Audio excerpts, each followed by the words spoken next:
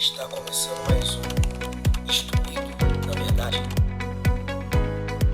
Graças a Paz, amados, estamos começando mais um Instruído na Verdade. E no Instruído na Verdade de hoje nós vamos falar sobre o tema o maior código da prosperidade, né? O grande código o grande segredo de você prosperar, de ser bem-sucedido, de frutificar aqui na terra, segundo as instruções da sabedoria bíblica, né? E para isso nós vamos usar como base, né? Só podia ser a história de José do Egito. José do Egito foi um personagem bíblico, né? Antes de entrarmos no texto, que produziu muito, frutificou muito, né? Prosperou muito, transbordou muito na vida de outras pessoas. E esse código, o grande código dele, né? Nós vamos ler aqui no texto, vamos ver qual foi o código principal na vida de José que fez toda a diferença. E que se você atualizar na tua vida, também vai fazer toda a diferença na tua vida. Vamos para o texto que está aqui em Gênesis 39, a partir do versículo 1. Olha o que diz. José fora, portanto, levado ao Egito, onde os ismaelitas o venderam a um egípcio chamado Potifar, um oficial que era capitão da guarda do palácio. Ora, Yahvé, o Senhor, estava com José, em tudo teve êxito, e passou a morar na casa do seu senhor egípcio. O senhor egípcio percebeu que o Senhor, com letra maiúscula, o Senhor, o Deus Todo-Poderoso, Deus amparava José e o abençoava. Aqui, destaque, em tudo que realizava. O senhor de José, Potifar, percebeu que Deus o abençoava José em tudo que ele realizava. É bom guardar isso, em tudo que ele realizava. Versículo 4, dessa maneira José ganhou a simpatia do seu dono, que promoveu a seu ajudante pessoal, como administrador de seus bens. Potifar deixou a seu cuidado sua própria casa e lhe confiou tudo o que possuía. E a partir do momento em que ele passou a administrar a casa de Potifar e todos os seus bens, o Senhor abençoou toda a casa do egípcio. Em consideração a José, a bênção de Yahvé alcançou tudo o que ele possuía em casa e nos campos. Então nós vemos aqui uma prosperidade que alcançou aquela casa de Potifar só porque José estava ali no comando. José estava ali no governo. O governo daquela casa foi entregue na mão de José. E o texto é bem claro em dizer que o Senhor era com José em tudo que ele realizava. Aqui entra o principal código. Todas as vezes que você ver na Bíblia questão de pessoas que prosperaram, foram bem-sucedidas, frutificaram, né, está relacionado a o exercício do fazer, do executar, de realizar algo. Então, né, como nós sempre estamos definindo, prosperidade é tudo aquilo que é quando aquilo que eu planejo, coloco o propósito de realizar, tem êxito positivo, cresce, dá frutos, né? Eu consigo fazer e realizar bem. Isso é a prosperidade. Eu fui próspero naquele empreendimento, eu fui bem-sucedido naquele empreendimento ao qual se propus a fazer.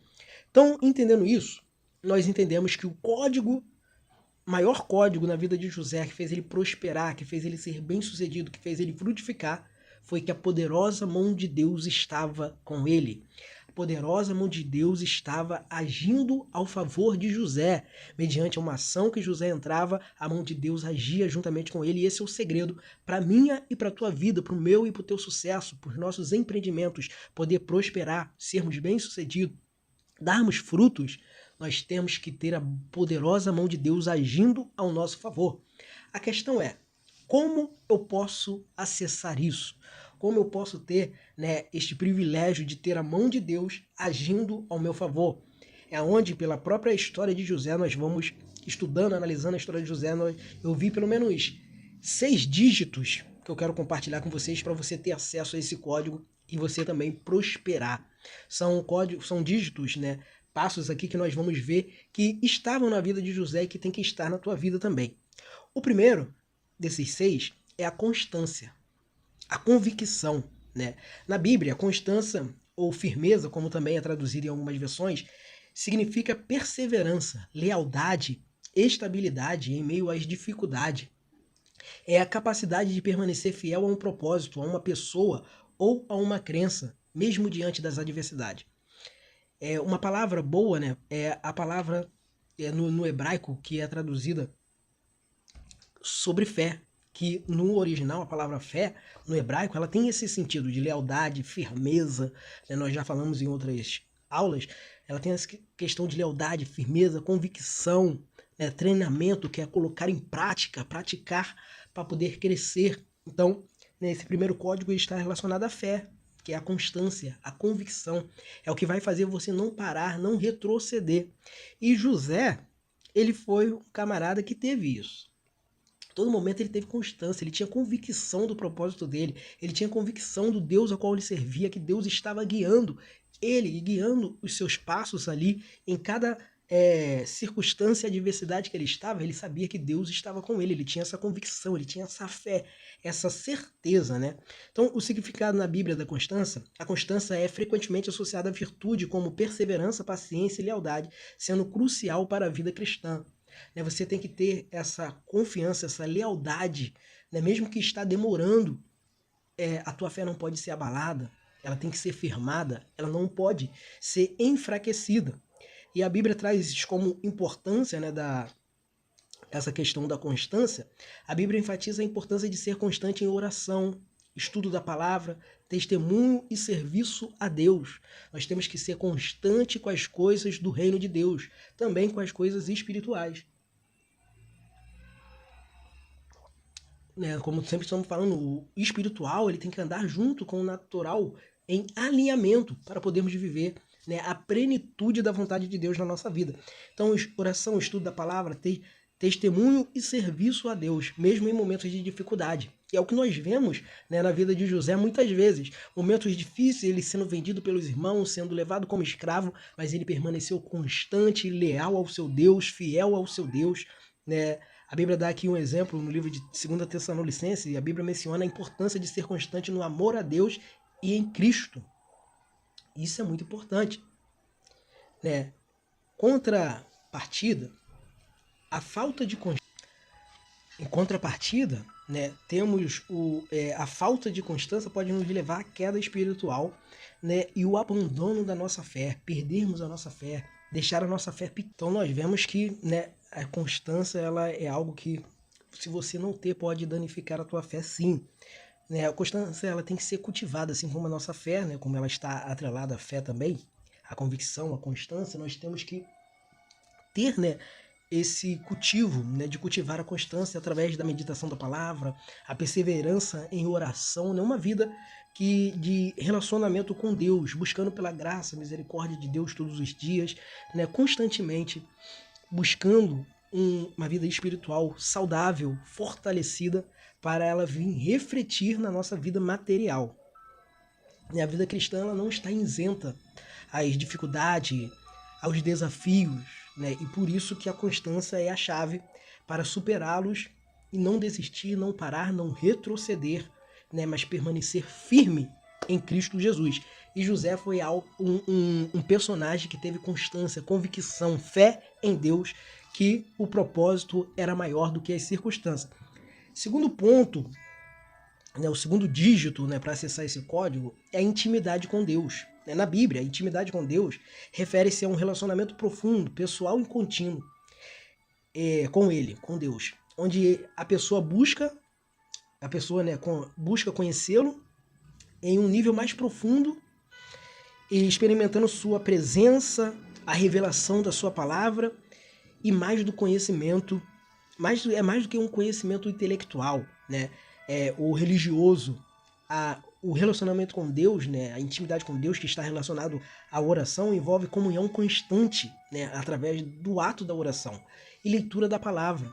Então, intimidade com Deus profunda, com transparência, com sinceridade, né, um momento de quarto, de privacidade você com Deus, de intimidade profunda com Deus, né? Esse relacionamento José tinha, porque o fato de Deus, né, revelar as coisas que revelava para ele, somente uma pessoa íntima de Deus, né, que tinha uma vida de relacionamento com Deus para poder ter essa direção, ser dirigido, né, por isso, por esse caminho, né, perfeito. Né, alguns aspectos importantes da intimidade que queremos destacar aqui, Primeiro, conhecimento pessoal, né? Intimidade com Deus envolve ir além de um conhecimento superficial e buscar um relacionamento pessoal com Ele, como uma amizade profunda.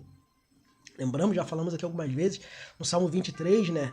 No original ali, Deus está se revelando como o amigo sempre presente. E é essa intimidade, né? De esse relacionamento de um amigo sempre presente, vai estar contigo a todo momento. E José ele experimentou isso, né, na sua vida, que Deus estava com ele a todo momento. Independente que ele estava sendo vendido pelos irmãos, independente que ele estava como escravo na casa de Potifar, ele estava como prisioneiro, mas a todo instante Deus estava com ele. É uma comunhão constante. Né? A Bíblia ela enfatiza a importância de passar tempo com Deus em oração, meditação na sua palavra e louvor, né? Louvar, adorar a Deus. Isso vai fazer que Deus esteja todo o tempo contigo, uma vida de intimidade profunda. E isso vai ser fundamental, porque se ele está contigo, a poderosa mão dele, que é o código principal que nós falamos aqui, vai estar sobre os seus empreendimentos, sobre a tua vida, sobre a tua caminhada. Quando eu falo em empreendimento, eu não estou falando somente da vida financeira, eu estou falando em todas as áreas da tua vida, todos os empreendimentos da tua vida, tua família, tua vida material, né, sim, financeira, tua vida ministerial, ela precisa ter este código, o maior código, né, do empreendedorismo, do ser que o ser humano pode fazer para ser bem executado, é ele ter a ajuda de Deus, a poderosa mão de Deus agindo a favor dele. E é isso que esse código ele vai te dar, mas para isso você tem que acessá-lo. Então você tem que ter constância, intimidade com ele. E a intimidade envolve, né, a revelação do Espírito Santo. Quem é íntimo de Deus é guiado e orientado pelo Espírito Santo. O Espírito Santo é fundamental para nos guiar a uma compreensão mais profunda de Deus, para você conhecer Deus, né? E compreender Deus, entender o que Deus quer da tua vida. Você tem que ter esse relacionamento, essa comunhão com o Espírito Santo, para ele te revelar os pensamentos e os caminhos de Deus ao teu respeito. Né? E isso não adianta nada se você não tiver obediência. A obediência aos mandamentos de Deus, a direção de Deus, a vontade de Deus e a sua vontade, né, que é a sua vontade, é o resultado da intimidade com Ele, mostrando um coração transformado e alinhado com a vontade de Deus. Não tem como se relacionar com Deus e não se transformar, né? Não matar o velho homem para o novo homem nascer, né? O processo de regeneração, a qual Jesus ele fala ali com Nicodemos, a qual Paulo, né, sempre está ensinando para sermos regenerados em Cristo Jesus, né? Então essa transformação tem que ter. A obediência, o relacionamento vai levar à obediência, a obediência vai levar à transformação. À medida que nos aproximamos de Deus, somos transformados à sua semelhança. Começamos a ficar semelhante a Deus, experimentamos, né, o crescimento espiritual e amadurecimento na fé. Nós tornamos maduro na fé. Na constância, que foi o primeiro ponto, né, na convicção, o relacionamento ele vai fortalecer isso tudo. E José tinha um relacionamento profundo com Deus. Né? Exemplo de Jesus sobre questão de relacionamento, né? Jesus nos deu o exemplo perfeito de intimidade com o Pai, demonstrando uma comunhão, uma unidade, né, profunda com Deus. Né? Ele e o Pai eram um. E é assim que nós temos, porque nós somos o corpo de Cristo. Nós, através de Cristo, nós podemos sermos um com Deus. Né? E, então, em resumo, a questão da intimidade com Deus, ela é um presente e um chamado para todos os crentes. Todos os crentes, todos os cristãos, todos os servos de Deus têm que ter intimidade com Ele. Né? É um relacionamento que nos transforma, nos fortalece e nos guia nesta jornada de fé. E, com consequência disso tudo, de um relacionamento, de uma constância, algo que foi fortemente visto na vida de José do Egito, é a questão do perdão. Né? Na Bíblia, o perdão ele é um conceito central, significando a ação de desculpar ou liberar alguém de uma culpa divina, uma culpa ou uma dívida, seja ela para com Deus ou para com os outros seres humanos. É um ato de amor e misericórdia que liberta o perdoador e também quem perdoa de sentimentos negativos como ressentimentos e amargura. Porque a falta de perdão ela não só danifica quem não está sendo perdoado, mas também quem não está liberando perdão. Quem não está liberando perdão fica aprisionado, vira escravo daquela falta de perdão. Então, o texto aqui está dizendo, né, que nós estamos aqui entendendo que o perdão é algo que tem que estar na vida do cristão. Se José ele não fosse capaz de perdoar, ele não teria chegado onde ele chegou, porque a amargura, os sentimentos negativos, não ia nem sequer deixar ele continuar convicto, com convicção, com constância, com a certeza que Deus tinha preparado algo grande para ele. Ele não teria se dedicado como se dedicou nas circunstâncias que ele estava.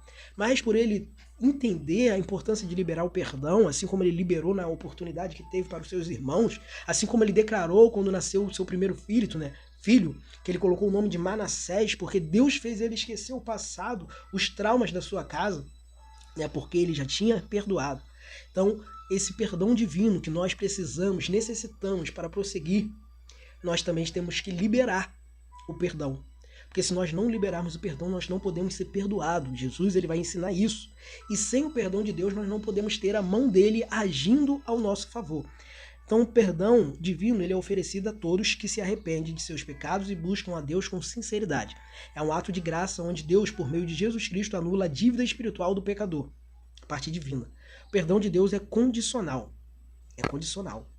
Ele requerendo fé, né, constância, convicção, que você pode ser perdoado por Deus, mesmo sem merecer, através da sua graça, e arrependimento e confissão, né? Nós temos que confessar o nosso pecado, esse é o perdão divino. E perdão em relação aos outros, né? Perdoar é um mandamento, é um ato de obediência a Jesus, a palavra de Deus, como nós já falamos. Se não obedecer, não tem como ter a mão de Deus agindo ao teu favor. Então é mais do que uma questão simples, é algo profundo você liberar o perdão, é um grande código, um grande dígito que vai te levar a esse código de ter a mão de Deus agindo ao teu favor. Então, né, Jesus ele ensina que devemos perdoar 70 vezes 7, ou seja, ilimitadamente. O perdão não pode ter limite. Nós sempre temos que estar com o coração voltado a perdoar, a liberar o perdão.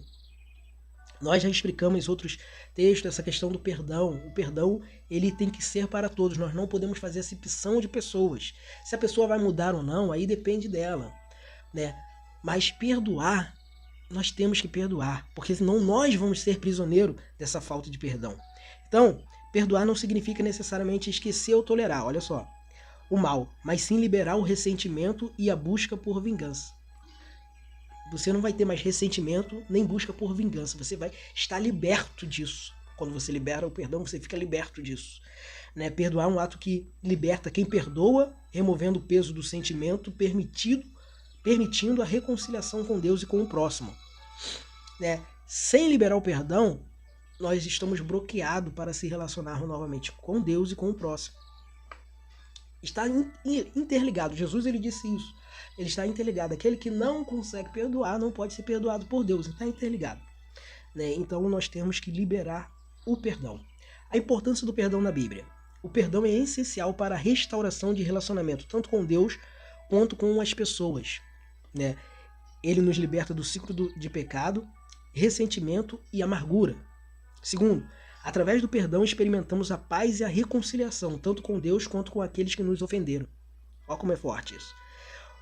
Outro ponto, o perdão é um reflexo do amor de Deus em nossas vidas. Né? Jesus ele fala para uma mulher conhecida como mulher pecadora, né? Ele fala, na verdade, para o fariseu, né? Ele fala, ó, aquele que muito ama, muito é perdoado. Aquele que muito é perdoado, muito ama. O perdão, ele libera o amor de Deus para com a pessoa. Né? Então, em resumo, o perdão na Bíblia é um ato divino e humano. É o alinhamento, que envolve a libertação de culpas, o cancelamento de dívidas espirituais e a restauração de relacionamentos, tudo baseado no amor e na misericórdia de Deus e a nossa resposta a Ele. Como você tem respondido o amor de Deus na tua vida? Agindo conforme Ele agiu? Essa é a questão. Outro dígito importante para você ter a mão de Deus agindo ao teu favor é a generosidade. Na Bíblia, a generosidade vai além de simples doação materiais. E se manifesta como uma característica do caráter de Deus.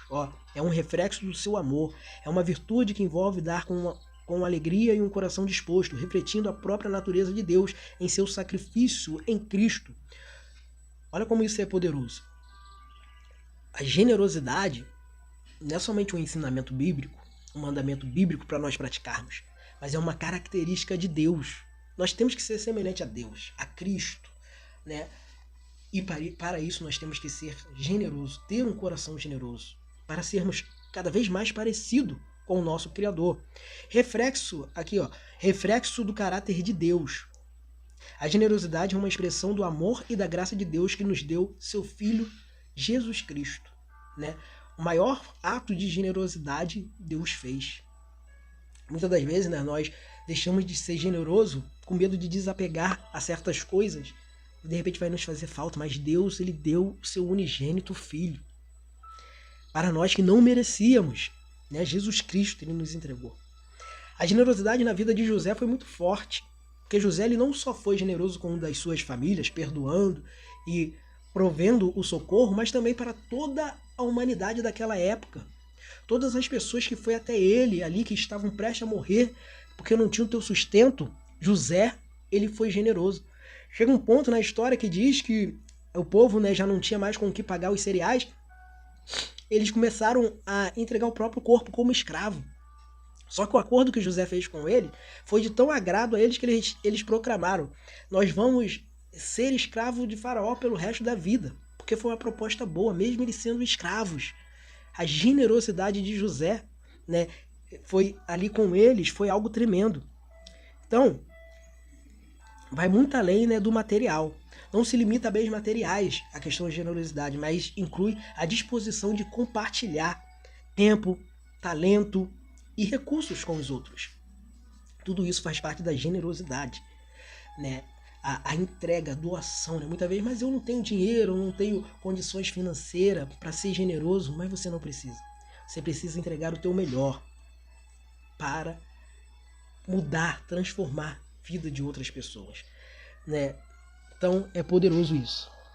Então, voltando aqui para nossa aula, a Bíblia, né, ela enfatiza que a generosidade deve ser praticada com alegria, não por obrigação, né? Tem que ser com generosidade sincera e ficar alegre por isso, por estar sendo semelhante a Deus, fazendo a vontade de Deus, né? Seguindo os passos de Jesus Cristo.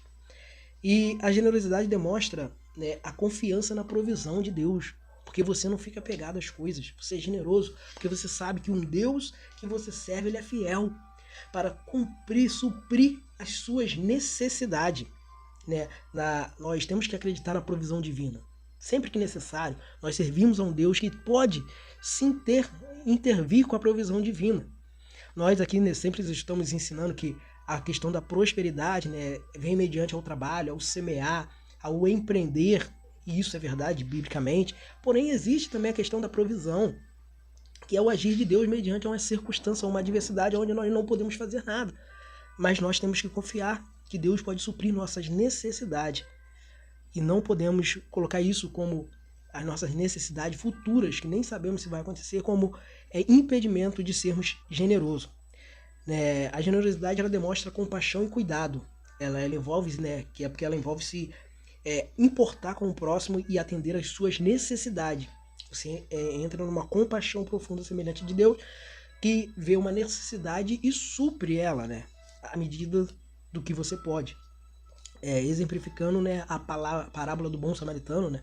Ali o bom samaritano, ele fez isso, ele viu a necessidade daquele homem e ele providenciou tudo, abriu mão de várias coisas importantes para ele, seu tempo, seu vinho, seu azeite, seu dinheiro, e mudou a trajetória daquele homem, né? Ele foi um exemplo também de generosidade, assim como José para com todo o povo da época dele.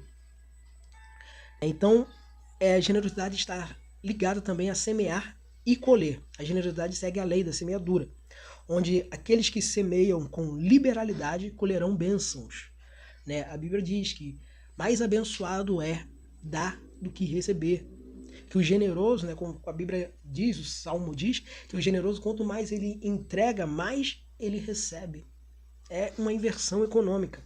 Exemplos bíblicos, né? A Bíblia apresenta diversos exemplos de generosidade, como a oferta de Cristo, a partilha dos primeiros cristãos, né, que dividiam tudo que tinham um com os outros, e a prática da lei do amor, né? Esse é o maior ato de generosidade, que é compartilhar o amor de Deus.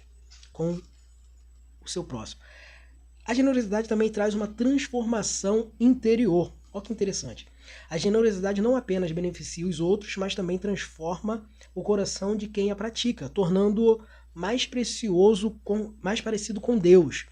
Em resumo, a generosidade na Bíblia é uma virtude essencial que envolve a prática do amor, da compaixão e da confiança em Deus, expressa através da disposição de compartilhar e ajudar o próximo, tanto materialmente quanto espiritualmente.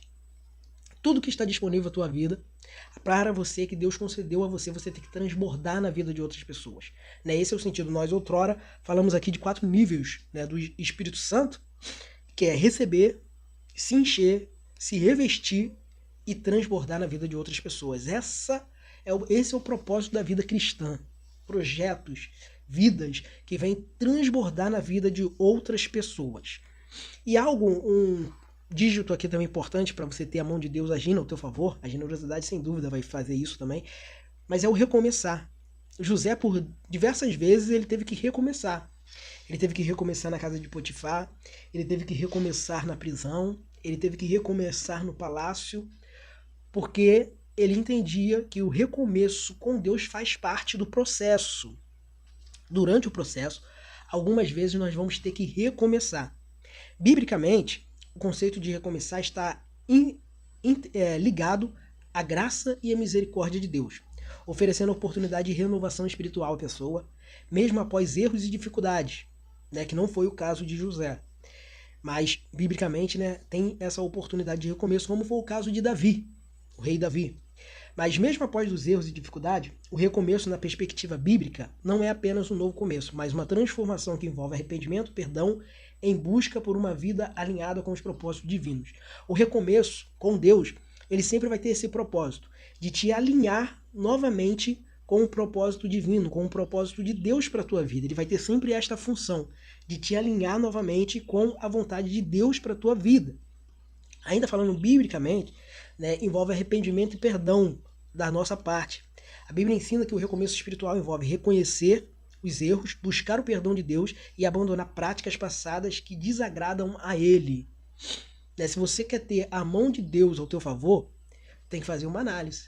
Eu preciso recomeçar para voltar para o caminho? É importante isso. Voltarmos para o caminho. Outra aula nós já falamos isso aqui também. Essa questão, a vida cristã, ela envolve isso. Ela está repleta de oportunidade de recomeço que nós vamos ter que recomeçar. Coisas que dão errada, erros nossos, tudo isso tem vezes que levam a uma questão de ter que recomeçar. E se nós não recomeçarmos, nós vamos parar, desistir, retroceder e não vamos viver o que Deus tem preparado para nós. Então nós temos que estar disposto a recomeçar. Temos o exemplo da águia, que quando chega ali no seu limite, ela tem que decidir se recomeça ou não. Só que o processo de recomeço é doloroso, mas ela escolhe recomeçar. Tu serve a um Deus que diz, a Bíblia diz, que o vaso, ainda que esteja desfigurado, quebrado, se for lançado, colocado em suas mãos, ele pode transformar, refazer do jeito que ele quer, ou seja, alinhado com a vontade dele. E essa é a questão. O recomeço, ele leva a transformação interior também, assim como a generosidade. A mudança de vida é um processo contínuo, constância, ou seja, para recomeçar você também tem que ter constância e convicção. José, ele recomeçou várias vezes porque ele tinha constância e convicção na vida dele. E o recomeço espiritual é o ponto de partida para uma nova forma de viver, guiada pelos princípios e valores cristãos. É fundamental. Recomeço com Deus é fundamental para uma vida cristã. Anota isso. Sempre que for preciso, eu tenho que recomeçar. Recomeçar com Deus.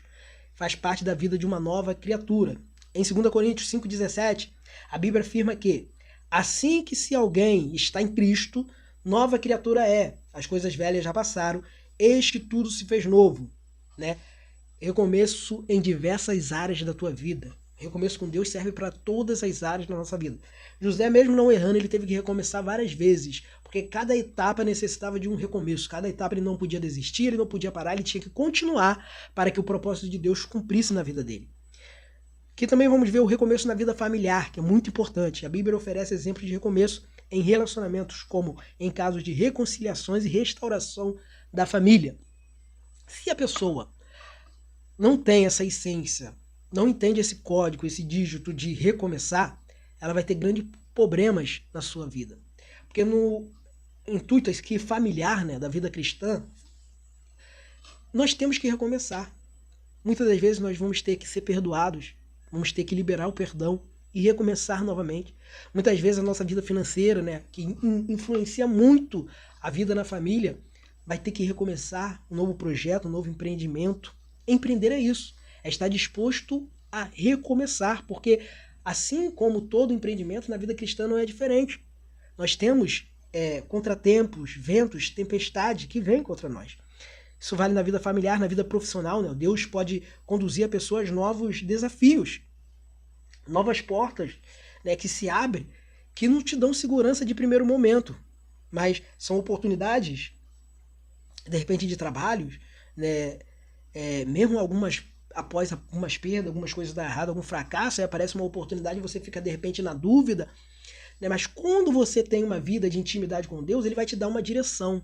E você tem que ter nessa direção, você tem que ter constância, convicção, fé, né, que Deus está te dando essa oportunidade de recomeço para você poder ir. Né? Na vida pessoal, o recomeço também pode envolver, né, superação de traumas, por exemplo. Né? Que justamente a questão do perdão envolve muito isso. Pessoas que não conseguem se perdoar, não conseguem perdoar outras pessoas, pessoas que são traumatizadas pelo passado, né? Então o recomeço com Deus, ele também tem esta função de te libertar desses traumas. Agora é algo novo, é algo poderoso. As coisas velhas se passaram, como nós lemos, né? Foi deixadas para trás. Agora é um novo início com Deus. Nós temos vários exemplos bíblicos disso, pessoas que tiveram momentos horríveis, mas Deus recomeçou. E José, né, como nós falamos, colocou o nome do filho dele por causa disso. Os traumas do passado não impediu ele de prosseguir. Os traumas da casa do pai dele. Então, né, também nos leva a essa... O recomeço também pode envolver superação de traumas, libertação de vícios e a busca por uma vida mais plena e feliz com Deus. A importância da fé no recomeço. Agora vamos ver a importância da fé no recomeço, né? Da convicção, da constância. Confiança em Deus. A fé em Deus é fundamental para acreditar que é possível recomeçar mesmo diante de circunstâncias adversas. Sem fé, sem você crer no Deus que você serve, você não consegue recomeçar. Isso é fato. Esperança. A Bíblia nos lembra que Deus tem um plano para cada pessoa e o recomeço pode ser o início de um novo capítulo, cheio de esperança.